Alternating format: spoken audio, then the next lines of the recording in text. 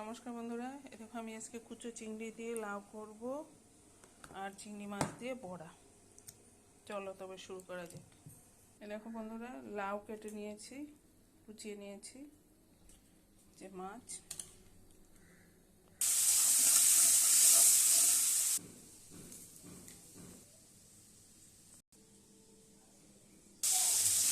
শুকনো লঙ্কা, তেজপাতা, জিরা ফোড়ন দিয়ে দিয়েছি, আদা বাটা, কাঁচা লঙ্কা দিয়ে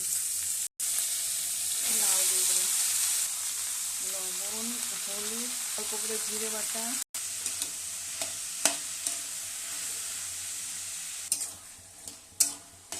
চিংড়ি মাছ, চাল আর ডাল বাটা হয়ে গেছে, হলুদ, লবণ, চিনি দিয়ে দিয়ে ওটা চিংড়ি মাছ দিয়ে দিলাম, ভাল লাগবে খেতে।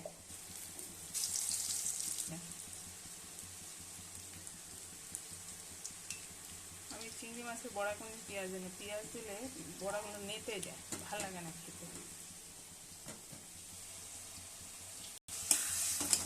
দেখো বন্ধুরা, আমার লাউ ঘন্ট হয়ে এসছে, নরম হয়ে গেছে, চিনি দিয়ে দিলাম,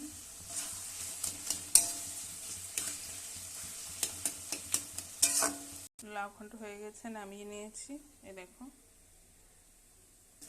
আমার চিংড়ি মাছের বড়াও হয়েই এসছে, চিংড়ি মাছের বড়া রেডি, লাউ ঘন্টও রেডি।